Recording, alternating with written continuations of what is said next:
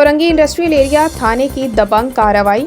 आदि मुजरिम आसिफ बंगाली गिरफ्तार। मेहरान टाउन शैतान चौक के करीब कोरंगी इंडस्ट्रियल थाने की पुलिस की कार्रवाई। आदि मुजरिम आसिफ बंगाली गिरफ्तार। कराची से इमरान महमूद की रिपोर्ट के मुताबिक जिला कोरंगी में खतरनाक गेंद का मास्टरमाइंड गिरफ्तार। कोरंगी के मुख्तलिफ एरियाज में स्ट्रीट क्राइम और चोरी की वारदातों में मुलविस, जबकि पुलिस ने बताया है कि काफ़ी अरसे से इस मुलजिम के पीछे थे। इंडस्ट्री थाने की कामयाब कार्रवाई। खतरनाक गैंग लीडर गिरफ्तार। कोरंगी इंडस्ट्रियल एरिया थाने की दबंग कार्रवाई। आदि मुजरिम आसिफ बंगाली गिरफ्तार।